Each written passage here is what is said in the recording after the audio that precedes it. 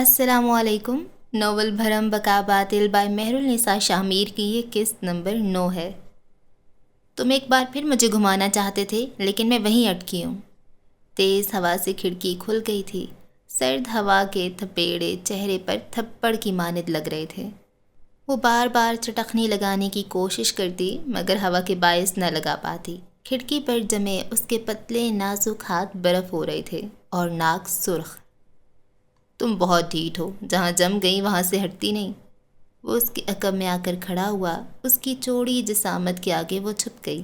قصہ گو نے کھڑکی کے پٹ کھڑاک سے بند کیے۔ سرد ہوا کھڑکی کے پٹ سے سر پٹختے پلٹ گئی۔ یکدم عورت کے ہاتھوں کو گرمائش محسوس ہوئی۔ مرد کی نرم نگاہوں میں تقویت اتری۔ کیا جاننا ہے؟ کھڑکی سے ٹیک لگائے بازو سینے پر باندھے اسے تکا۔ سہراب یمن اس روز کہاں گیا تھا؟ عالمگیر کو محسوس ہوتی وہ شناسہ نگاہیں کس کی تھیں؟ وہ گردن اکڑائے پوچھ رہی تھی۔ پہلے کیا جاننا ہے؟ جو تم بتانا چاہو۔ سہراب یمن اس روز کہاں گیا تھا؟ وہ 2 مختلف شہروں میں ایک ہی کام سے گیا تھا۔ پہلے شہر اس کی روانگی کا قصہ کہانی پر ادھار رہا اور دوسرے شہر کا قصہ زیر بیان ہے۔ DIG لاہور کے دفتر کے باہر لوگوں کی آمد و رفت جاری و ساری تھی۔ اندر کا ماحول قدرے مختلف تھا۔ کھڑکی کے بلائنڈز ہٹے ہوئے تھے۔ DIG خادم بٹ صاحب وردی کے کف موڑے ہوئے اپنی کرسی پر بیٹھے سہراب یمن کو غور سے تک رہے تھے۔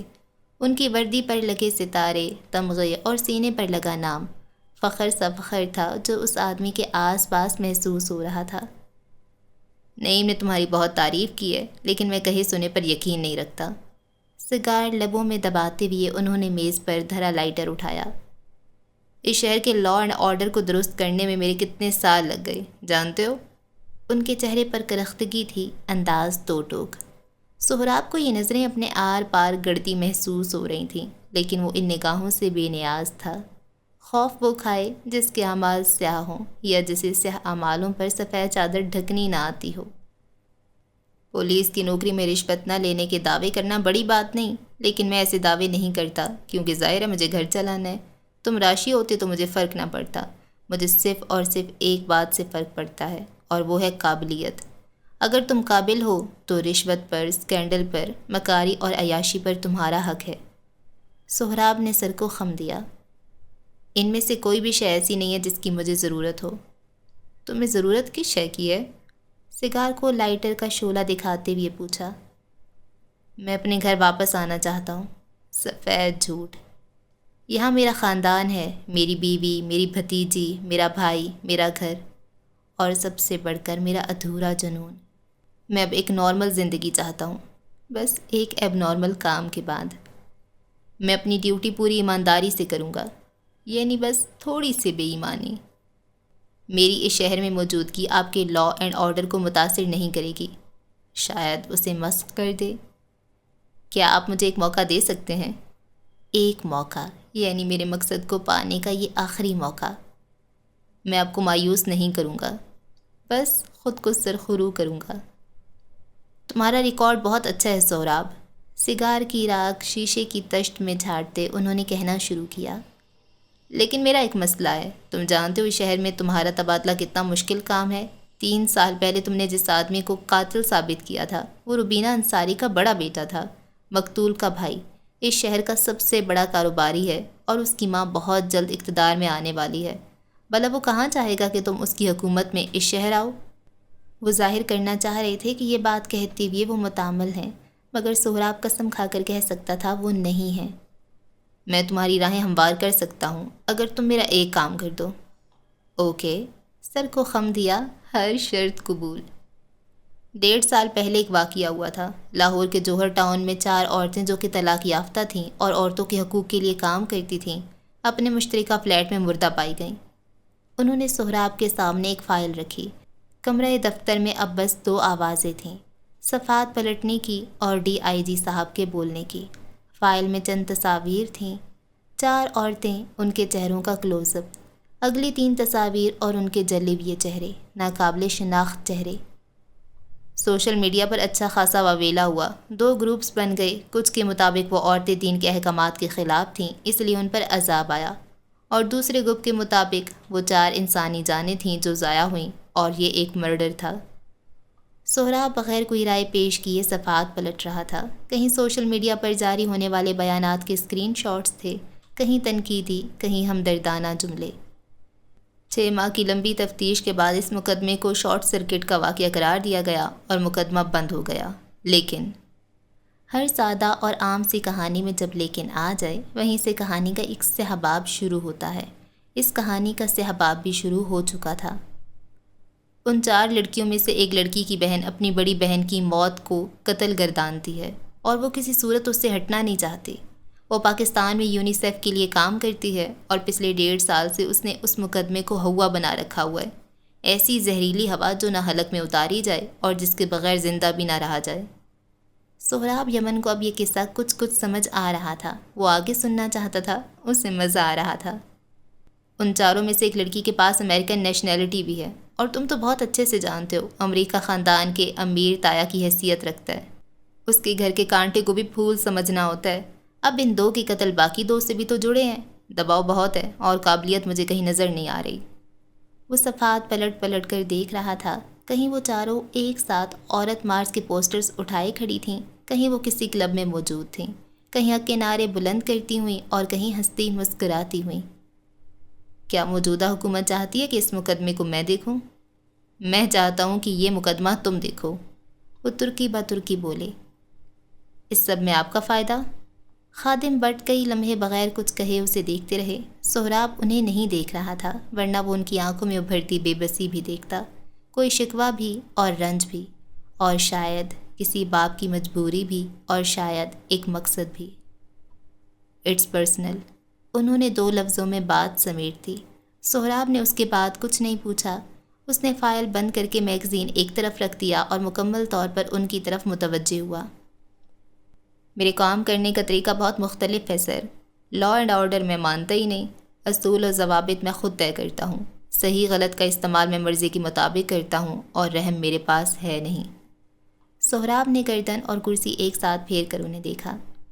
سب سے اہم بات، اگر میں کوئی کام شروع کر لوں تو اسے پورا کر کے ہی چھوڑتا ہوں، اس لیے میں چاہوں گا آپ سوچ لیں، کیونکہ یا تو میرا کام ختم ہوگا یا پھر ہر وہ چیز اور انسان جو مجھے اس کام کو کرنے سے روکے گی۔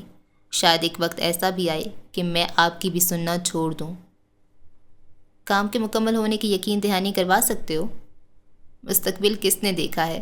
نہ میں کاہن ہوں جو ستاروں کا حال دیکھ کر وقت کی چال بتا دوں۔ یہاں آپ اور میں دونوں بے بس ہیں۔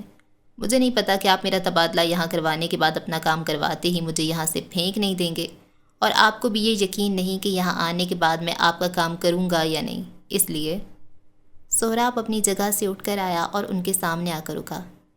گٹ فیلنگز پر اعتبار کرنا زیادہ بہتر رہے گا۔ میری گٹ فیلنگ کہتی ہے کہ میں اپنے گھر ہمیشہ کے لیے واپس آ رہا ہوں۔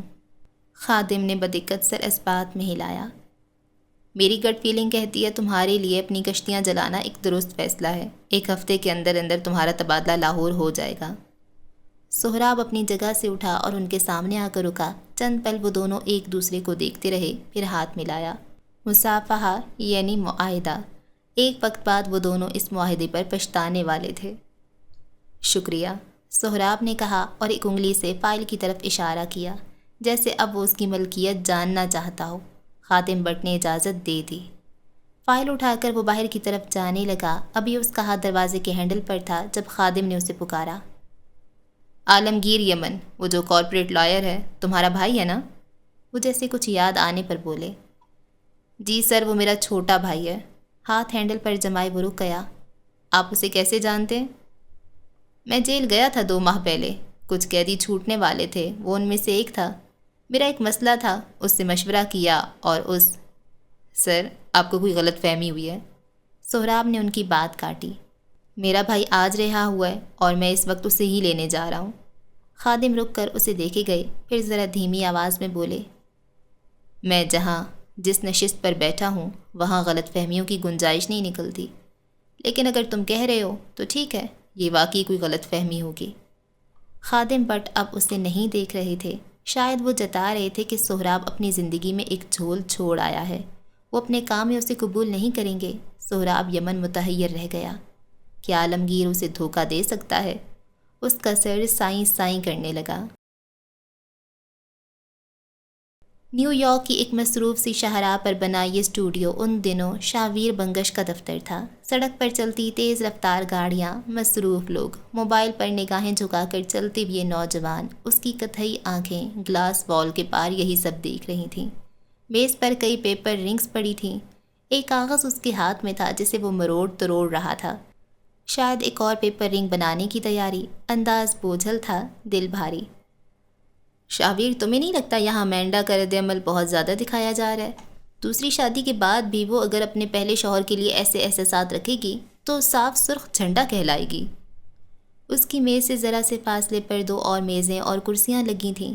لیپ ٹاپ ان کے بھی کھلے ہوئے تھے۔ وہ بغیر اس کی طرف دیکھے باہر نگاہیں جمائے ہوئے بیٹھا رہا۔ ذہن میں بہت کچھ تھا، پسلیوں کے درمیان کا زخم، انارا کا رویہ، ایوارڈ شو میں نہ جانے کے بعد اس کے متعلق ہونے والی چہمگوئیاں۔ وہ چلا جاتا اگر اس کمبخت نے شاہویر بنگش کا چہرہ نہ بگاڑا ہوتا۔ شاہویر، تم سن رہے ہو؟ لیپ ٹاپ پر اپنی انگلیاں روکے اینجلینا نے اب کے زور دے کر پوچھا۔ ہم یہاں ساتھ کام کرنے بیٹھے ہیں، تم کیا سوچ رہے ہو؟ یہ تیسری دفعہ تھا کہ شاہویر کی غائب دماغی کی وجہ سے مسودے میں ہوتی تبدیلیاں تعویل کا شکار ہو رہی تھیں۔ وہ جب سے یہاں آیا تھا تب سے کام کرنے کی بجائے وہ اس کام میں بیزاری دکھا رہا تھا۔ کبھی پیپر رنگز بناتا، کبھی باہر دیکھتا اور کبھی بیٹھ کر اپنا محبوب کام اوور تھنکنگ کرتا۔ شاہزید ہمیشہ اسے کہا کرتا تھا کہ وہ زیادہ نہ سوچا کرے، اور شاہویر بھی اس بات پر سوچتا کہ وہ زیادہ سوچنا کیسے بند کرے۔ کیا ہم اس کو کل کر سکتے ہیں؟ لیپ ٹاپ کی اسکرین گراتے ہوئے وہ اکتاہٹ سے بولا۔ میری طبیعت کچھ ٹھیک نہیں ہے، کچھ سمجھ بھی نہیں آ رہی۔ اینجلینا اور ہنری چند پل اسے دیکھتے رہے، پھر سر کو اس بات میں ہلا دیا۔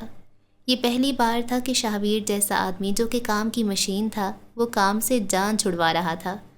وہ تینوں ایک اسکرپٹ پر کام کر رہے تھے۔ یہ شاہویر کا پہلا کام تھا جس میں اس نے 2 مزید لوگوں کو شامل کیا تھا۔ وہ اجتماعی کام کے ساتھ اچھا یا برا نہیں تھا، اس وقت اس کا دور برا تھا۔ سب ٹھیک ہے نا شاہویر؟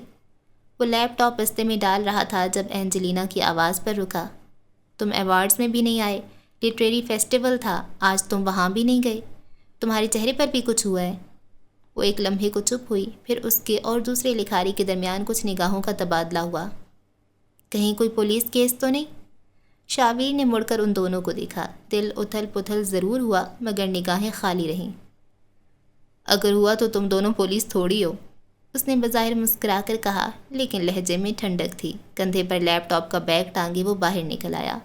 لیپ ٹاپ گاڑی میں رکھا، ڈرائیور سے جانے کا کہا اور خود سڑکوں پر نکل آیا۔ معاً اس کا موبائل بجا۔ گہری سانس لیتے ہوئے اس نے موبائل کان سے لگایا۔ کدھر ہو تم؟ گاڑی پنڈی کے راستے سے اسلام آباد کی طرف ڈالتے ہوئے شاہزید نے مصروف انداز میں پوچھا۔ اسٹوڈیو میں تھا، ابھی باہر نکلا ہوں۔ تم حواس میں ہو؟ باہر کیا کرتے پھر رہے ہو؟ زید گرجا۔ تم چوڑیاں بھجوا دو، پہن کر گھر بیٹھ جاؤں گا۔ شاہویر جواباً سلگا۔ کانوں میں ایئر پوڈز لگائے ہوئے تھے جن پر کال چل رہی تھی۔ دوسری طرف وہ انسٹاگرام کھول رہا تھا۔ اپنے اور آرا کے جھگڑے کو جب تک وہ ایک کنارہ نہ دے دیتا، سکون اس پر حرام تھا۔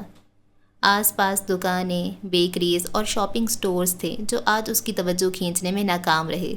نیو یارک کی زندگی دوڑ رہی تھی، جمود کا شکار محض وہی تھا۔ تمہیں چوڑیوں کی نہیں، جوتیوں کی ضرورت ہے، وہ بھی لگیں 100 اور گنی 1 جائے۔ مدیحہ نے ان دونوں کی بکواس سے تنگ آتے دونوں انگلیاں کانوں میں ٹھونس دیں، سر نشست کی پشت سے ٹکا دیا۔ سب ٹھیک ہے نا، کوئی مسئلہ تو نہیں ہوا؟ مسئلہ تو ہے۔ شاہویر نے سانس لینے کا وقفہ لیا اور مڑ کر کوئی کافی شاپ تلاشنی چاہی۔ کیا ہوئے؟ زید کا دل ڈوب کر ابھرا۔ گاڑی کے اسٹیئرنگ پر اس کی گرفت ڈھیلی پڑی۔ آرا اور میرا جھگڑا ہو گیا ہے، اس نے جھنجھلا کر اطلاع دی، پھر انارا تارون کی تازہ ترین پوسٹ پر رک گیا۔ دوسری طرف شاہزید دانت کچکچا کے رہ گیا۔ وہ مجھ سے بات نہیں کر رہی۔ عاشق کی اولاد، دنیا میں تمہاری اس لڑکی کے علاوہ 1000 مسائل اور بھی ہیں۔ انارا نے اپنی کچھ تصویر پوسٹ کی تھیں اور ان کے نیچے اس کے کچھ کلاس فیلو اور دوستوں کے تبصرے تھے جن میں سب سے اوپر ظالم خان تھا، شاہویر کا رقیب اول۔ کیا لڑکی لڑکی لگا رکھا ہوا ہے تم نے؟ کتنی بار کہا ہے اس کا نام انارا تارون ہے، وہ میری ہونے والی بیوی ہے، تم عزت سے اس کی بات نہیں کر سکتے؟ اسے کافی شاپ نظر آ گئی تھی، وہ اسی طرف چلا آیا۔ ساری بھڑاس زید پر نکلی۔ عزت کیسے دوں؟ لڑکی کو مرد بولوں؟ اپنی بکواس بند کرو تم، شاہویر سختی سے بولا، پھر آرا کو پیغام بھیجنے لگا مگر رک گیا، بیچ سڑک پر بھی اور پیغام بھیجتے ہوئے بھی۔ یار زید میں کیا کروں، کچھ سمجھ نہیں آ رہا۔ کافی کی دکان کے باہر رکھی بینچ پر وہ دھپ سے بیٹھا۔ میں جان کی پرواہ کروں یا دل کی، کام دیکھوں یا دنیا تیاگ کر کہیں گوشہ نشین ہو جاؤں، سب خراب ہو رہا ہے۔ I can't take it any more. Shah Zaid نے گاڑی سے جڑے موبائل کا جوڑ توڑ، عام باتیں، ڈانٹ ڈپٹ تک سب ٹھیک تھا، لیکن شاہویر کی ایسی حالت وہ کسی مدیحہ کے سامنے بیان نہیں کر سکتا تھا۔ وہ بھی آنکھیں موندے نیند کی تیاریوں میں تھے۔ ویر، ہم دونوں ایک ہیں، تمہاری تکلیف میری تکلیف ہے، تمہاری خوشی میری خوشی، تمہارا ہر غم میرا غم ہے، اور تمہارا ہر مسئلہ میرا مسئلہ۔ ہمارے جسم الگ ہیں، روحیں جڑی ہوئی ہیں۔ تم میری حفاظت میں ہو، اللہ نے مجھے اس دنیا میں تم سے پہلے بھیجا تھا، تم اس کا مطلب سمجھتے ہو؟ وہ جس ٹھارس دینے والے انداز میں کہہ رہا تھا، شاہویر جوتوں کو دیکھتے لب کاٹتے ہوئے اسے سن رہا تھا۔ میں تمہیں محفوظ کرنے کے لیے آیا ہوں، کسی نے اگر تمہیں نقصان پہنچانے کا سوچا بھی تو میں شاہ زید بنگش تمہارے لیے ہر سیاہ کو سفید کر سکتا ہوں۔ تمہیں مجھ پر یقین ہے نا؟ مجھے لگتا ہے میں مر جاؤں گا، وہ گیلی آواز میں بولا۔ زید کا دل کٹ کر دو حصے ہوا۔ میں نے اتنی مشکل کے بعد یہ زندگی حاصل کی ہے، میں اسے کھونا نہیں چاہتا، میں اتنی جلدی مرنا نہیں چاہتا، ابھی تو میرے سارے خواب ادھورے ہیں۔ لوگ کیفے سے نکل رہے تھے، سڑکوں پر روزمرہ کا رش تھا، کوئی ہنس رہا تھا، کوئی گھر جا رہا تھا، کسی کے کان سے موبائل لگا تھا، کوئی پاکستان کے کسی چھوٹے سے گھر میں بیٹھ کر شاہویر بنگش کی زندگی پر رشک کر رہا تھا، اور وہ یہاں بیٹھ کر اپنی متوقع موت سے خوف زدہ ہو رہا تھا۔ اسے آج معلوم ہوا تھا کہ اس پر رشک کرنے والے اس کا اصل جان لیں تو دم دے دیں۔ مرد بنو ویر۔ وہ جس کا اپنا دل کسی تیز بحر میں ڈوب رہا تھا، وہی شخص سامنے والے کو حوصلے کی تلقین کر رہا تھا۔ میں تمہارے ساتھ ہوں، میں نے کہا نا جب تک میں ہوں کوئی تم تک نہیں آ سکتا، میں تمہیں کچھ نہیں ہونے دوں گا، تم میری حفاظت میں ہو۔ شاہویر نے محض سر ہلا دیا، ایک زکام زدہ سانس اندر کھینچی، آنکھیں رگڑ کر صاف کیں۔ ایک بات بتاؤ زید، اگر کوئی لڑکی آپ سے ناراض ہو، پھر آپ کا منع کیا ہوا کام کرنے لگے؟ نگاہیں اسکرین پر جمائے آرا کی ہنستی مسکراتی تصویر دیکھتے وہ سنجیدگی سے پوچھ رہا تھا۔ آپ کو اور غصہ آئے، لیکن پھر ایک خوف بھی ہو کہ آپ اسے کھو دو گے، اس کا کیا مطلب ہوا؟ یہی کہ تم الو کے پٹھے ہو، وہ جس سنجیدگی سے بولا، شاہویر گردن جھکائے نم آنکھوں سے ہنس پڑا۔ اور اگر اس کا قصور ہوتے ہوئے، اس سے غصہ ہوتے ہوئے میں اسے منانا چاہوں تو اس کا مطلب کیا ہوا؟ اس کا مطلب یہ ہوا کہ تمہیں تھیراپی کی اشد ضرورت ہے۔ محبت کے ماروں کا کوئی طبیب ملے تو بتانا۔ وہ گہری سانس بھرتے ہوئے اپنی جگہ سے اٹھا اور کیفے کے اندر داخل ہوا۔ زندگی کے درد تو ختم ہو نہیں سکتے، سر کے درد کا ہی علاج کیا جائے۔ میرا ایک کام کرو، تم ایک کتاب اور ایک پھولوں کا گلدستہ لو اور اسے آرا کے گھر دے کر آؤ، ساتھ معذرتی پیغام بھی لکھنا۔ زید نے موبائل کان سے اتار کر اسے گھورا۔ کیا یہ شخص آواز کہیں چھوڑ آیا تھا؟ میں خود کر دیتا، لیکن انٹرنیشنل پیمنٹ میں وقت لگتا ہے، اور کسی دوست کو میں یہ کام کہہ نہیں سکتا۔ تم پاگل ہو چکے ہو ویر، تم واقعی پاگل ہو گئے ہو۔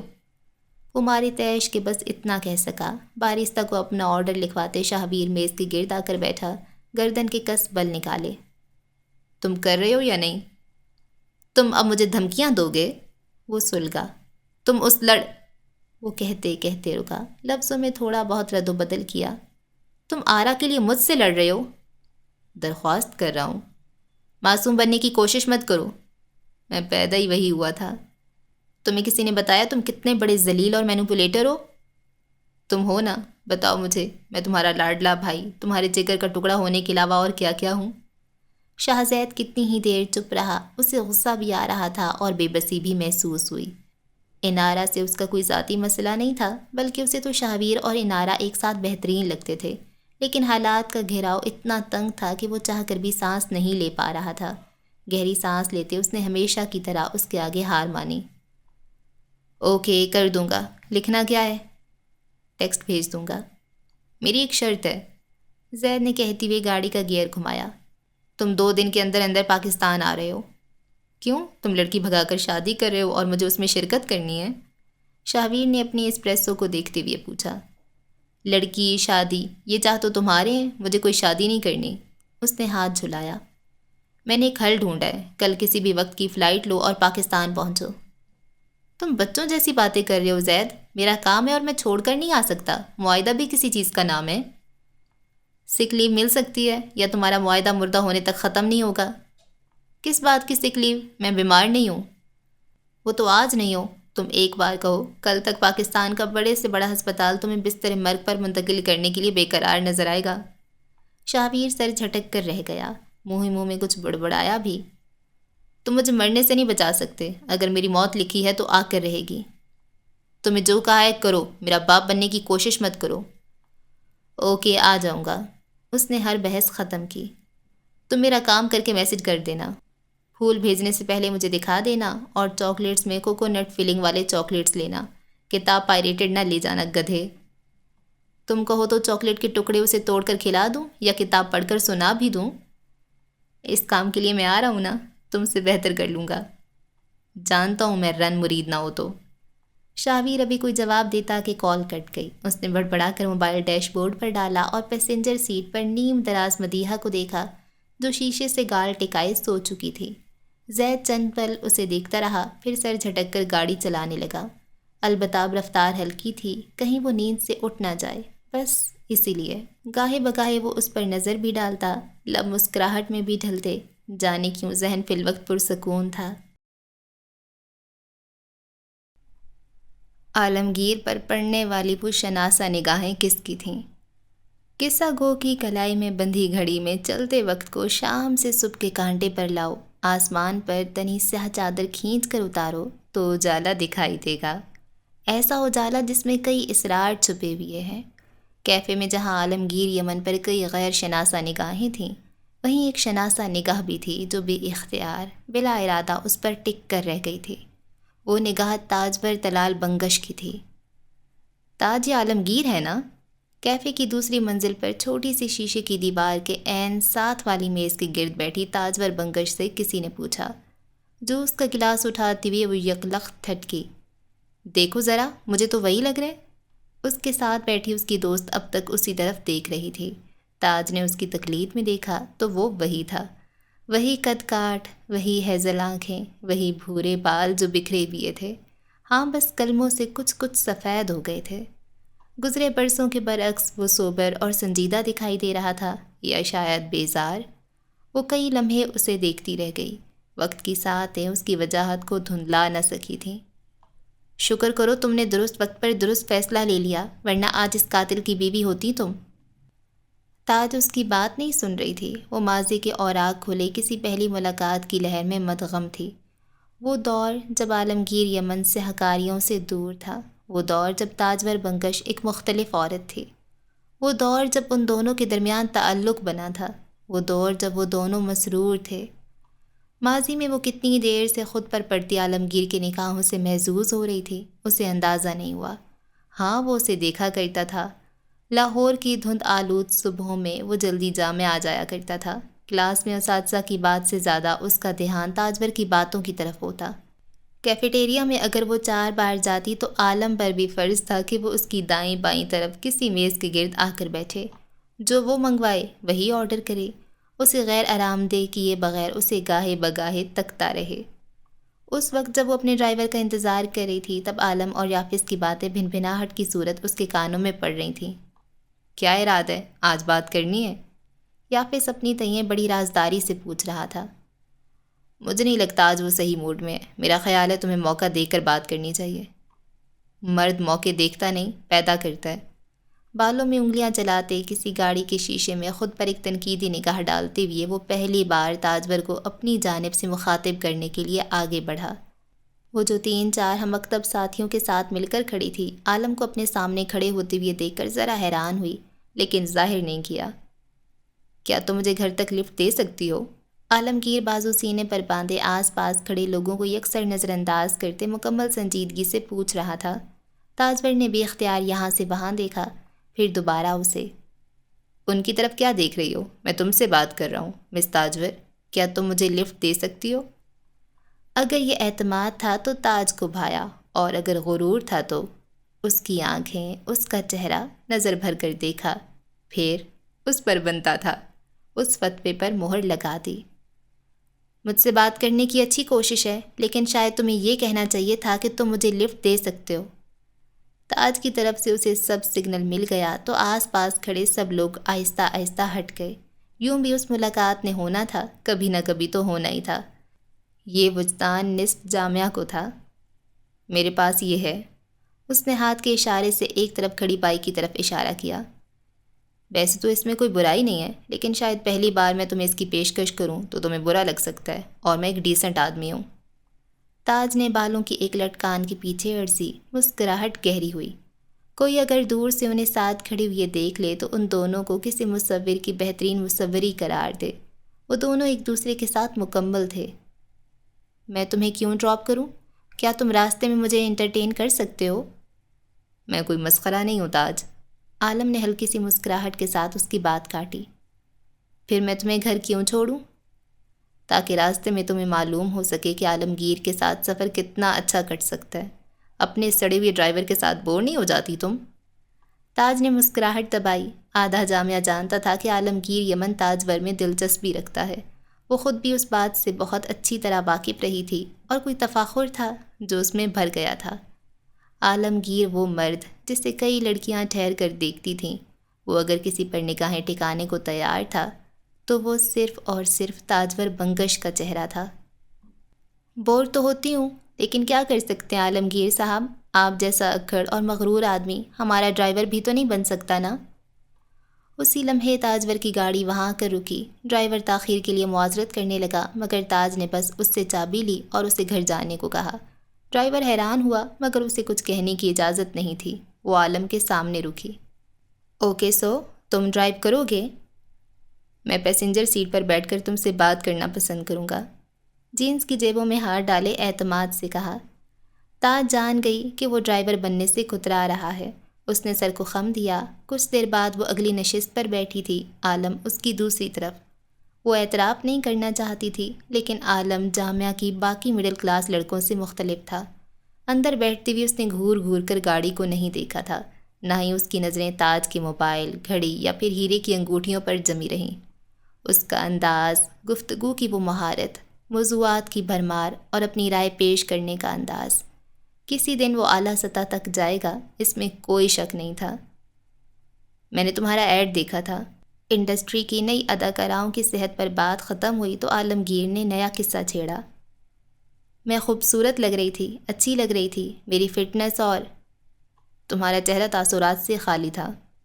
بڑی تمیز سے بدتمیزی کر دی۔ تاج کا چہرہ سرخ ہوا۔ اس نے گردن گھما کر بے یقینی سے اسے دیکھا۔ اگر تم خود بھی غور کرو تو تمہیں پتہ چلے گا کہ کس طرح تم شیمپو کی تشہیر کم اور اپنے میک اپ کی وجہ سے زیادہ ان ہو۔ تمہاری تعریف 1000 لوگوں نے کی ہوگی، میں وہ ایک ہی ہوں گا جو اصلاح کر رہا ہے۔ اصلاح یا بےعزتی؟ اسٹیئرنگ پر اس کی گرفت سخت ہوئی۔ بےعزتی کرنی ہوتی تو 10 لوگوں کے سامنے یہ بات کہتا۔ لوگوں نے وہاں تمکنت بنگش کی بیٹی دیکھی اور میں نے تاجور کو دیکھا۔ اگر تم اپنی ماں کے نام سے آگے بڑھنا چاہتی ہو تو ٹھیک، اور اگر کچھ اپنا کرنا ہے تو محنت کرو۔ وہ واقعی مختلف تھا۔ خدا کر لفٹ مانگ لیتا تھا، اپنی پسند کی جگہ پر آ کر بیٹھ جاتا اور اپنی پسند سے کوئی بھی بات کہہ دیتا تھا۔ کوئی اگر اپنی شخصیت کے سحر سے واقف ہو تو عالم کی طرح ہو۔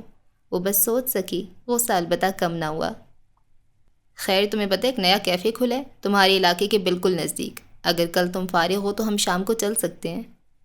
میں مصروف ہوں، وہ رکھائی سے بولی۔ خوش گفتاری دم توڑ گئی۔ اوکے۔ تاجور کے تو سر پر لگی اور تلووں میں بجھی۔ کمبخت ایسا کوئی یوسف ثانی بھی نہیں تھا۔ غرور بھلا کس چیز کا تھا؟ تمہارے پاس لائسنس ہے تاج؟ ٹریفک میں گاڑی رکی تو عالم نے سامنے دیکھ کر سوال کیا۔ تلاشی جاری تھی۔ ٹریفک پولیس کے ساتھ تھانے کا عملہ بھی گاڑیاں روک روک کر لائسنس چیک کرتا ہوا نظر آ رہا تھا۔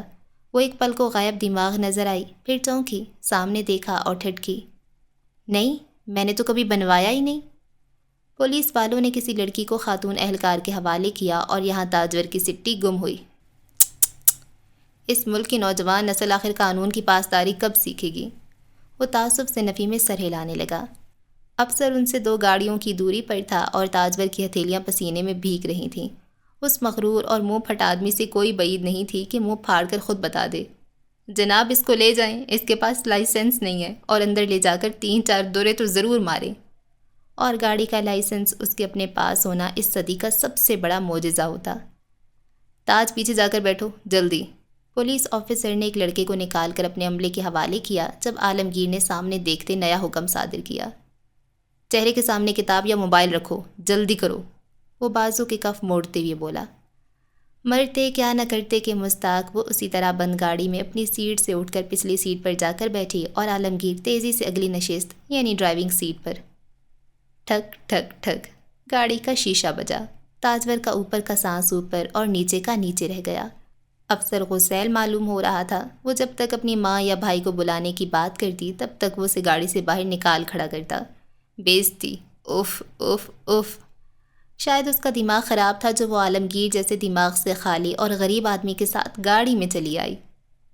لائسنس؟ افسر ماتھے پر بل اور چہرے پر ناگواری لیے پوچھ رہا تھا۔ عالمگیر نے بڑی بااعتمادی سے اپنا بیگ کھولا اور لائسنس نکال کر اس کی طرف بڑھایا۔ تاجور کی رنگت زرد پڑ رہی تھی۔ افسر نے لائسنس دیکھا، پھر عالم کو اور پھر ایک دفعہ پھر تاجور کو۔ یہ خاتون کے کیا لگتے ہو تم؟ عالم نے بیک ویو مرر میں تاج کا گھبرایا ہوا چہرہ دیکھا۔ وہ جسے لگتا تھا انا کا مارا مرد کوئی زہر ہی اگلے گا۔ اس نے غرور ماتھے سے اتار کر پھینکا اور افسر کو دیکھ کر، میں بی بی کا ڈرائیور ہوں، بڑی ہی تابیداری سے کہا۔ ٹھیک ہے، نکلو چلو۔ افسر کھڑکی سے ہٹ گیا۔ تاج کے سینے میں مقید سانس آزاد ہوئی، اس کا تنفس تیز ہو گیا۔ تم لائسنس کہاں سے لائے؟ اس کے حلق سے پھنسی پھنسی آواز نکلی۔ جعلی ہے، 300 روپے دے کے بنوایا ہے۔ وہ گیئر ڈالتے ہوئے بے نیازی سے بولا۔ تم نے خود کو میرا ڈرائیور کیسے بتا دیا؟ منہ سے، اس نے بے پرکی اڑائی۔ تمہیں کیا لگتا ہے میں تنگی کا راستہ نکالنے کی بجائے ساتھ چھوڑوں گا؟ بیک ویو مرر میں تاجور کو دیکھتے ہوئے پوچھا۔ اپنی کوہنی ہلائے جانے پر وہ ہوش میں آئی۔ کیا کر رہی ہو تاج؟ وہ اسی طرف دیکھ رہے۔ رامین کی آواز پر وہ ہوش میں آئی۔ عالمگیر واقعی چہرہ اونچا کیے اسی طرف دیکھ رہا تھا، لیکن درمیان میں ستون ہونے کے باعث شاید وہ اسے دیکھ نہیں سکا۔ اس سے 100 گز کے فاصلے پر رہنا، اپنی 3 بیویوں کو قتل کر چکا ہے۔ اس کی بیویاں کیسے مری تھیں؟ اس نے بدقت خود کو ماضی سے نکالا۔ پہلی بیوی اور عالم کی بیٹی ساتھ سفر کر رہے تھے اور حادثہ ہو گیا۔ گاڑی عالم چلا رہا تھا، بیوی کو مار دیا اور بیٹی بچ گئی۔ رامی نے کہنا شروع کیا۔ تاج بے اختیار چونکی۔ اس کی بیٹی بھی ہے؟ دل میں کوئی ہوک اٹھی۔ ہاں بھئی، 6-7 سال کی ہوگی۔ بیٹی کے لیے تو اچھا خاصا پاگل ہے۔ دوسری بیوی کچن میں جل کر مر گئی تھی۔ محلے والوں کا کہنا تھا کہ اس کے جلنے سے پہلے ہی انہوں نے عالم اور اس کی بیوی کی لڑائی کی آواز سنی تھی۔ اور تیسری بیوی؟ عورت نے جھرجھری لی۔ وہ 7 ماہ کی پریگننٹ تھی۔ عالم نے اسے بڑی بے دردی سے قتل کر دیا۔ تاجور دم ساد کر رہ گئی۔ بہت ظالم ہے وہ۔ اگر سادات صاحب اس کے پیچھے نہ ہوتے نا تو آج یہ کسی جیل میں چکی پیس رہا ہوتا۔ رامین تنفر سے بولی۔ گھٹیا آدمی۔ عالمگیر کو دیکھتے ہوئے تاج نے نفرت سے تبصرہ کیا اور چہرہ پھیر لیا۔ یہ الگ بات تھی کہ تشنہ نگاہیں سیرابی کی معراج نہ پا سکی تھیں۔ ہڈی سر پر گرائے وہ شیشے کے دروازے سے باہر نکلا تو اس کے چہرے پر خالی پن تھا۔ تاثر اسپاٹ۔ بہت کم ایسا ہوتا تھا کہ اسلان یمن کا چہرہ بتا دے وہ کس عمل کی تیاری میں ہے یا کس سیاہکاری میں شریک کار۔ اس کا چہرہ اور آنکھیں اس معاملے میں بس 2 ہی لفظ کہتی تھیں، اٹس پرسنل۔ لائٹر ہے؟ شور رش، مختلف لوگوں کے درمیان پکارے جانے والی آواز میں بھی بعض دفعہ انسان کو الہام ہوتا ہے کہ یہ پکار اس کے لیے تھی۔ اسلان بھی اسی پکار پر مڑا۔ بیڑی جلانی ہے، لائٹر ملے گا؟ میرے پاس لائٹر نہیں ہے۔ وہ رک گیا، چپتی آنکھیں اپنے سامنے کھڑے خاکی رنگ کے بھدے پینٹ کوٹ والے آدمی پر جمائے رکھیں۔ میلے بال اور گھسے ہوئے بوٹوں والا شخص بھی نگاہوں سے اس کا معائنہ کرتا ہوا نظر آ رہا تھا۔ ماچس بھی نہیں ہے؟ 500 روپے کا سگریٹ پیکٹ خرید سکتے اور 5 روپے کا ماچس نہیں ہے؟ بے وقوف بننے کے لیے کسی ماں نے اور بچے جنے ہوں گے، مجھ سے کام کی بات کرو۔ اسلان اکتایا، ماتھے کے بل گہرے ہوئے۔ سفاری سوٹ والے آدمی کے لبوں کے کونے ہلکے سے اوپر کو اٹھے۔ اچھے خاصے ذہین معلوم ہوتے ہو، یہاں کیسے آنا ہوا؟ رشتہ کروانے آیا تھا، تمہیں بھی کروانے؟ اب کے سامنے والا آدمی زور سے ہنس پڑا، جیب سے ماچس نکال کر بیڑی سلگائی اور اکتائے کھڑے اسلان کی طرف اپنا ہاتھ بڑھایا۔ کلیم سفری۔ اسلان شجاع یمن۔ اس کا ہاتھ تھامے بغیر سنجیدگی سے جواب دیا، پھر ایک نظر اس پر ڈال کر آگے بڑھا۔ کلیم اس کے ساتھ قدم بڑھانے لگا تھا۔ بازار میں گرم گرم کباب، بھٹے اور مختلف پکوانوں کی خوشبو بھر رہی تھی۔ کسی اچھے خاندان کے معلوم ہوتے ہو، پیسوں کا کوئی مسئلہ ہے، کوئی پولیس کیس یا پھر عورت وغیرہ کا چکر؟ یہاں کئی لوگ آتے ہیں، مایوس جاتے ہوئے بہت کم کو دیکھا ہے۔ تمہیں میں شکل سے مایوس لگ رہا ہوں؟ مطمئن بھی نہیں لگ رہے۔ ڈھلتی شام میں اس کے لبوں سے نکلتا دھواں اور بازار کا رش ایک الگ ہی سما باندھ رہا تھا۔ اگر کوئی کام اٹک گیا ہے تو میں مدد کر سکتا ہوں۔ مجھے ملک سے باہر جانا ہے، یورپ، مڈل ایسٹ، کہیں بھی۔ چلتے چلتے اسلان نے رکھائی سے جواب دیا۔ 25 فروری کو جو قافلہ پاکستان سے یورپ جا رہا ہے، میں اس کے ساتھ جانا چاہتا ہوں، لیکن ریاض کہتا ہے کہ میرے پاس کوئی ریفرنس نہیں۔ اس نے کوف سے سر جھٹکا۔ مجھے اصول بتا رہے بغیرت آدمی۔ اگر پولیس، فوجی، وکیل نہیں ہو تو کلیم سفری تمہارا ریفرنس بن سکتا ہے۔ اسلان کو اندازہ تھا کہ کلیم بھی اسی گروہ کا فرد ہے، جو دکان اندر بند کمرے میں نہیں چلتی، اسی دکان کو وہ باہر چلاتا تھا۔ ویسے تم کون ہو اور کیوں ملک چھوڑ رہے ہو، وہ بھی غیر قانونی؟ اسلان چلتے چلتے رکا، گہری ٹھنڈی نظروں سے اسے دیکھا۔ میری مرضی؟ ٹھیک ہے، جو تم کہو۔ کلیم نے بھاری سا دھواں ہوا میں خارج کیا۔ جتنا ریاض لیتا ہے اس سے دگنا لوں گا، لیکن کام پکا ہوگا۔ اگر منظور ہے تو ٹھیک، ورنہ ہم دونوں آج ملے ہی نہیں تھے۔ آدھا پیسہ کل اور آدھا کام ہونے کے بعد۔ ہیلو حجت وہ پیش کرتا ہے جسے حفاظت کا خوف ستائے۔ اسلان یمن اپنی کشتیاں اپنے ہاتھوں سے جلا کر جا رہا تھا، اس سے کیا فرق پڑنا تھا؟ پیسہ کہاں لانے؟ کلیم کو اگر اس پر تھوڑا بہت شبہ تھا تو اب وہ بہت بڑا ہو گیا تھا۔ کوئی بھی مجبور اور بے روزگار نوجوان یوں پیسہ ہتھیلی پر لیے نہیں گھومتا۔ کوئی پولیس والا یا وکیل اتنی جلدی بغیر بارگننگ کے پیسہ دے کر خود کو مشکوک ثابت نہیں کرواتا۔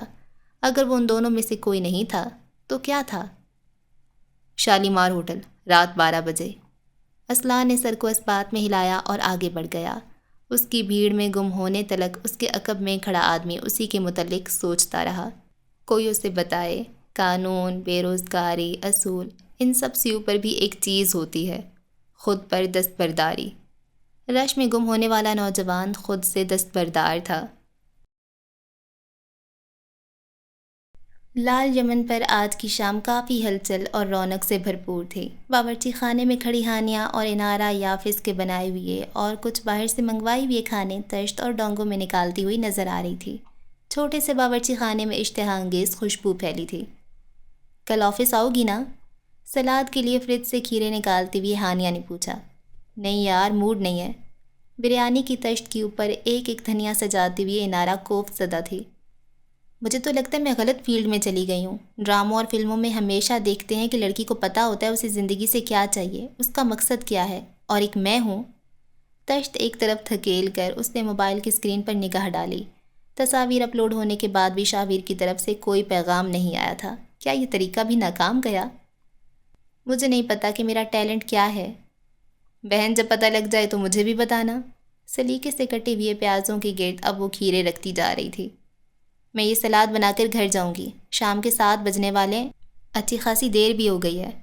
کیا ہے یار، یہ سامنے تمہارا گھر ہے، اگر تھوڑی دیر کے لیے رک جاؤ گی تو کون سی قیامت آ جائے گی؟ کبھی کبھی ہی میرا لال یمن آنا ہوتا ہے، میں اکیلی بور ہو جاتی ہوں۔ چھری والا ہاتھ پسلیوں پر رکھے ہانیہ نے تندھی سے اسے گھورا۔ تمہارے گھر میں 3 غیر شادی شدہ مرد ہیں، لوگ باتیں بناتے ہیں یار، اور اگر تمہیں اتنا ہی شوق ہے۔ کھیرا ایک طرف رکھ کر آنکھیں پٹ پٹائیں۔ ان 3 خوبرو نوجوانوں میں سے مجھے کسی ایک کی بیوی ہی بنوا دو۔ آرا ہلکا سا ہنسی، پھولے پھولے گال سرخ ہوئے۔ اچھا بتاؤ، کس کی بیوی بننا پسند کرو گی تم؟ سہراب چاچو ہیں تو وہ بہت اچھے انسان، لیکن نہیں یار، ابا جیسے لگتے ہیں، اور وہ غیر شادی شدہ نہیں، بس بیوی دور ہے۔ اچھا پھر اسلان بھائی؟ وہ تو نظروں سے ہی کھا جائے گا مجھے، نمونہ۔ عالم چاچو کیسے رہیں گے؟ کیوں مجھے وقت سے پہلے جہنم بھیجنا چاہتی ہو؟ ہیٹرک کر چکے ہیں وہ، میں ان کا چوتھا شکار نہیں بننا چاہتی۔ اس نے جھرجھری لی۔ تم ہاں کہہ دو، وعدہ ہے تمہیں اف تک نہیں کہوں گا۔ آواز تھی کہ سور۔ ان دونوں لڑکیوں نے کرنٹ کھا کر دروازے کی طرف دیکھا، جہاں سب سویٹر اور سفید سلیکس والا عالمگیر بازو سینے پر باندھے کھڑا تھا۔ کتنے ہی لمحے ان کے حلق سے کوئی آواز نہ نکلی، وہ خالی اسپاٹ نظروں سے انہیں دیکھ رہا تھا۔ کیا ارادہ ہے؟ پھر کل سہراب کو بھیجوں تمہارے گھر؟ اوف اوف اوف! ہانیہ کے کانوں سے دھواں نکلنے لگا۔ وہ تیزی سے باہر بھاگ گئی اور عالمگیر سر جھٹکتے ہوئے آگے آیا۔ انارا اب کے کھل کر مسکرائی، عالم کے قریب آ کر دونوں بازو اس کے گرد پھیلائے اور سر اس کے کندھے سے لگایا۔ عالم نے جھک کر اس کے بال چومے، سر تھپ تھپایا اور ذرا زور سے گلے لگایا۔ جیل سے آ رہا ہوں میں، چوتھی شادی کر کے نہیں جو تم سب اتنا خوش ہو رہے ہو۔ کیوں ایسی حرکتیں کرتے ہیں آپ؟ اس کے گرد بازو سختی سے باندھے وہ روندھے ہوئے لہجے میں بولی۔ میں نے آپ کو بہت یاد کیا، آپ اب پلیز ایسا کچھ مت کرنا، آرام سے یہیں رہیں نا۔ عالمگیر نے اسے دھیرے سے خود سے الگ کیا۔ کوئی اور موقع ہوتا تو وہ بدلے میں اسے مزید سختی اور محبت سے گلے لگاتا، متعدد مرتبہ اس کا ماتھا چومتا یا پھر اسے ساتھ کہیں چلنے کا کہتا، لیکن آج اس کے خون کا خلفشار تیز تھا۔ آج وہ عالمگیر کہاں؟ وہ چند لمحے خالی خالی نظروں سے اسے دیکھتا رہا۔ انارا کو کچھ غلط ہونے کا احساس ہوا۔ بنگش خاندان کے ساتھ کیا معاملہ ہے تمہارا؟ آواز کی ٹھنڈک لڑکی کی ریڑھ کی ہڈی تک گئی۔ اس کی رنگت لمحے کے 1000ویں حصے میں فک ہوئی۔ وہ متغیر ہوتی رنگت سے اسے دیکھتی رہ گئی۔ عالم کی آنکھوں میں ڈھونڈنے سے بھی رعایت نہیں مل رہی تھی۔ جو بھی قصہ ہے اسے ختم کرو، ورنہ میں قسم لیتا ہوں اس خاندان کا ہر بندہ میرے ہاتھوں سے ختم ہوگا۔ عالمگیر یمن اس خاندان کا واحد وکٹم ہوگا۔ اگر انہوں نے تمہارے نزدیک آنے کی کوشش کی تو بہت برا پیش آؤں گا، ان کے ساتھ بھی اور تمہارے ساتھ بھی۔ انارا کی زبان کو لکوا لگے جو وہ اگلا لفظ کہے۔ بنگشوں کے پاس دل نہیں ہے انارا، اب کہ اس نے کچھ حد تک نرمی سے کہا۔ میں نہیں جاننا چاہتا تم اس سے کہاں ملی، کیا ہوا، کیسے ہوا، کچھ بھی نہیں، لیکن اگر تم نے اس گھر میں شادی کا سوچا تو چوتھی بار جیل جانے میں کوئی مذائقہ نہیں۔ میں اس خاندان کے مردوں کی لاشیں گرانے سے بھی ہچکچاؤں گا نہیں۔ شاہویر نے اسے چاہے جتنا حوصلہ دیا ہو، چاہے جتنے دعوے اور وعدے کیے ہوں، اس کی لکھی ہوئی کتاب تک ردی تھی، اور گھر کے مرد کا کہا لفظ بھی پتھر پر لکیر۔ وہ ساکن ہی تو رہ گئی۔ چاچو، وہ… اس نے کچھ کہنے کی کوشش کی مگر حلق سوکھ رہا تھا۔ آپ ایک بار اس سے مل لیں، وہ بہت اچھا ہے۔ اس کی ضرورت نہیں۔ وہ یہ نہیں کہہ سکا کہ اس گھر کے ہر فرد سے وہ کئی سال پہلے مل چکا ہے اور ان میں سے ایک کو تو بہت اچھے سے پرکھ بھی چکا ہے۔ شاہویر یا شاہ زید؟ اس کا لہجہ نہیں بدلا، بس بات کا رخ بدلا۔ شاہ… عالمگیر تم کب آئے؟ وہ نام پورا لے پاتی کے چوکھٹ پر کھڑے یافس کی بلند آواز میں اس کی آواز دب گئی۔ سارے وقت میں عالم کے چہرے سے پہلی بار کھنچاؤ ہٹ گیا، پھنچے جبڑے آزاد ہوئے، ماتھے کے بل غائب۔ وہ مڑا، یافس تیزی سے آگے آیا، وہ دونوں بغل گیر ہوئے۔ نوارد کتنی ہی دیر اسے سینے سے لگائے کھڑا رہا۔ اسلان اور سہراب بھی اسی طرف چلے آئے اور محبت کی مظاہرے دیکھے۔ یمن اور تارون دونوں خاندان آج لال یمن کی چھت تلے اکٹھے تھے۔ سہراب اور یافس کی دوستی جیسے بھی ٹوٹی ہو، عالمگیر کا واحد دوست آج بھی یافس تھا، اور اتنا عرصہ بعد اسے قریب محسوس کر کے وہ دل سے خوش تھا۔ اسے سینے سے لگائے وہ کتنی ہی دیر سکون محسوس کرتا رہا۔ اس گھر نے بہت کچھ برباد کیا تھا اور بہت کچھ برباد کرنے کی دگ و دو میں تھا۔ اس گھر میں ایک شادی ٹوٹی تھی، عالمگیر یمن کی محبت ختم ہوئی تھی، یافس اور سہراب کی دوستی خاکستر، اور 3 معصوم عورتوں کی موت بھی۔ قدرتی یا پھر سوچی سمجھی، یہ بات بھی خدا کے بعد اس گھر کی دیواریں جانتی تھیں۔ یہاں اسلان یمن نے محبت اور والدین بھی کھوئے، لیکن یہ گھر آج بھی ویسا تھا، مستقبل میں بھی ویسا رہتا۔ گھروں کا کیا جاتا ہے۔ کچھ دیر بعد تمام لوگ میز کے گرد جمع تھے۔ بریانی، کوفتے، فرائیڈ رائس کی خوشبو سارے میں پھیلی ہوئی تھی۔ عالمگیر بظاہر سنجیدگی سے یافس کی ہر بات سن رہا تھا، لیکن اس پر جمی تینوں یمن کی نگاہیں مشکوک تھیں۔ گہری بھوری آنکھیں اس کے حلیے انداز سامان پر جمی تھیں۔ جیل سے پلٹنے کا پہلا دن ایسا تو نہیں ہوتا؟ ہیزل آنکھیں بار بار ڈبڈبائی جا رہی تھیں۔ کیا عالمگیر اس کی زندگی کی واحد خوشی ختم کر دے گا؟ سہراب یمن کی نگاہیں نہ مشکوک تھیں نہ بے بس، ان میں ایک ملال سا تھا۔ چھوٹا بھائی اتنا بڑا کب ہوا کہ دھوکے دینے لگے؟ ابا نے کہا تھا اس کا خیال رکھنا۔ ابا نے یہ نہیں بتایا کہ اگر وہ خیال رکھنا چھوڑ دے تو سہراب کیا کرے؟ کیا ہوا، تمہارا موڈ کیوں خراب ہے؟ اسے کم کم کھاتے دیکھ کر یافس نے دھیرے سے پوچھا۔ عالمگیر کی نگاہوں کے سامنے ایک بار پھر وہی کیفے تھا۔ ستون کی اوٹ سے نظر آتا اس کا نیم رخ۔ کم از کم تاجور بنگش کو پہچاننے میں اسے کبھی مشکل نہیں ہو سکتی تھی، ہرگز نہیں۔ کیا ہوا ہے، اس بار جیل میں زیادہ مار پڑی ہے کیا؟ میں نے آج اسے دیکھا۔ اس نے انگلی سے کنپٹی سہلائی، آواز مدھم تھی۔ کسے دیکھا؟ تینوں کو ماشاءاللہ سے جنت پہنچا چکے ہو، اب کسے دیکھ لیا؟ یافس پاس تک کا کانٹا منہ تک لے جاتے غیر سنجیدہ تھا، آوازیں دونوں کی مدھم رہیں۔ عالمگیر نے سخت نظروں سے اسے دیکھا۔ تاجور بنگش، میں نے آج اسے دیکھا۔ ایک ایک لفظ توڑ توڑ کر ادا کیا۔ نام نہیں تھا، ماضی کا تھپڑ تھا جو آج بھی اتنی ہی زور سے لگا۔ یافس کا ہاتھ رک گیا، نگاہوں میں ناسمجھی ابھری۔ وہ وہی تھی، میں اسے نہیں بھول سکتا، مجھے کوئی غلط فہمی نہیں ہوئی۔ کہاں دیکھا؟ وہ اب کے سنبھل گیا تھا۔ کیفے میں۔ تمہیں کیا ضرورت ہے ایسی جگہوں پر جانے کی جہاں وہ جاتی ہے؟ اس نے جواب نہیں دیا، البتہ پلیٹ میں چلتا چمچ رک گیا تھا۔ یافس اسے کسی قسم کی تسلی دینا چاہتا تھا، لیکن بے سود۔ جذباتی سہارا کیسے دیا جائے اسے آج تک پتہ نہیں چل سکا تھا۔ اب میں کیا ہی کہوں؟ یہ سب اسی کی سازش ہوگی، عالم کچھ سوچتے ہوئے کہہ رہا تھا۔ اس سے پہلے کہ یافس اس سازش کا پوچھ پاتا، اسی پل دروازہ بجنے لگا۔ یافس کھولنے کے لیے اٹھا، مگر اس سے پہلے عالم اٹھ چکا تھا۔ اسے یہاں سے یوں بھی فرار چاہیے تھی، اسے سانس نہیں آ رہا تھا۔ میں دیکھتا ہوں۔ باورچی خانے سے نکل کر ہال اور پھر دروازے تک آتے ہوئے وہ تاجور کا خیال جھٹک چکا تھا، لیکن دروازے پر کھڑے شخص کو دیکھ کر اس کا حلق تک کڑوا ہو گیا۔ جبڑے تن گئے، آنکھوں میں سختی اتری اور ماضی ایک بار پھر بیلچے کی طرح منہ پر آ کر لگا۔ دروازے کے سامنے گاڑی کے ساتھ کھڑے مرد کے ہاتھوں میں پھول تھے، لبوں پر مسکراہٹ۔ ہیلو، میں شاہزید بنگش ہوں۔ اوکے جی، اس ایپیسوڈ کو یہاں پہ ختم کرتے ہیں۔ اور آئے یہ شاہزید بیچاری کی شامت آئی ہوئی تھی جو آ گیا ہے، اور وہ بھی اس بندے کے سامنے جس بندے کو ویسے بھی اتنا غصہ آیا ہوا ہے۔ خیر اب کیا ہوگا؟ اب اس کی چترول ہوگی یا پھر پھول اور چاکلیٹ لے لے گا؟ اللہ اللہ، مزے کا لگ رہا ہے، زیادہ مزہ آ رہا ہے۔ مجھے تو لگتا ہے عالمگیر ہی مین کیریکٹر ہے، اور اس کی 3 بیویاں کیسے مری، اس نے خود ماری یا حادثات ہوئی ہیں سب کے ساتھ، یہ بھی ہمیں آہستہ آہستہ پتہ چلے گا۔ اور کیا ہوا ہے؟ اور یار یہ انارہ کو شاہویر ہی ملا تھا، شاہویر کو انارہ ہی ملی تھی۔ ان کے خاندان کے اتنے کلیشز ہیں، اور اب دیکھو اب انارہ کیا کرے گی؟ ابا اس کے ہیں نہیں، اور چچا نے 2 چچے ہیں، دونوں نے منع کر دیا ہے۔ بھائی تو ویسے بھی اس کا کوئی نہیں، نہ لینے میں نہ دینے میں۔ ماموں تو پھر ماموں ہیں۔ ہے انارہ کی اماں کے بارے میں ابھی تک کچھ نہیں بتایا، وہ کہاں ہے، کیا کر رہی ہے؟ اور یار یہ سہراب میرڈ ہے؟ اس کی بیوی کہاں ہے؟ وہ کہتا ہے میری بیوی کے پاس جانا ہے۔ بیوی کہاں ہے اس کی؟ ہے نا؟ اس نے ابھی تک اس کا کوئی ذکر نہیں ہے۔ چلو شکر ہے میرڈ ہے، مجھے تو لگا تھا کہ بھتیجے کی وجہ سے اس نے شادی نہیں کی ہے۔ اچھا، اور انارہ اور شاہویر کا وہی بیسک سا وہ جو نارمل سا ہی افیئر ہے جیسے ہوتا ہے، کوئی بہت خاص نہیں لگ رہا۔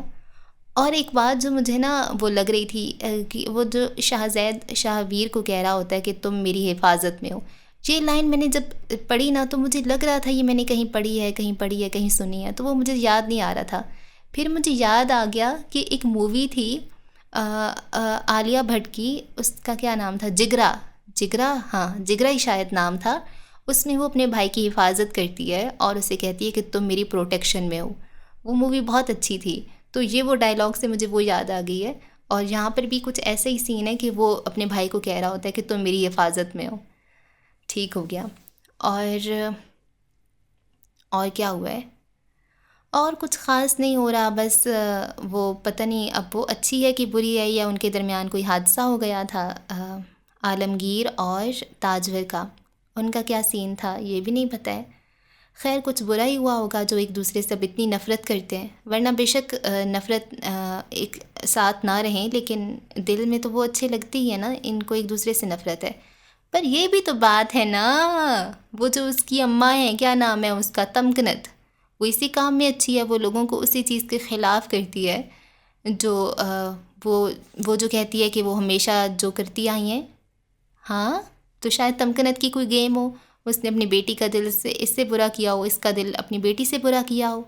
تمکنت کا یاد ہے نا، وہ کہہ رہی ہوتی ہے کہ میں اس سے ملوں گی، اور وہ اس کا بیٹا رئیس کہہ رہا ہوتا ہے کہ اماں وہی کریں گی۔ وہ کیا کہتی ہے، وہ اس کو اس کے ابا کے، جیسے وہ اپنے ابا کی جو بری آتے ہیں وہ دکھائے گی کہ شاویر میں بھی وہی آتے ہیں، ایسی کوئی بات تھی نا یار، یاد ہوگا آپ لوگوں کو؟ ہاں، تو تمکنت کی شاید ساری گیم ہو، ہے نا؟ اور سہراب آ گیا ہے اور وہ کیس بھی سالو کرے گا، اور پھر اس کی جو اپنا ہے کہ اس نے پریویلیج کلر کو ڈھونڈنا ہے وہ بھی ڈھونڈے گا۔ خیر جی، اگلی ایپیسوڈ میں ہوتی ہے ملاقات، رکھیں دعاؤں میں یاد۔ اللہ حافظ۔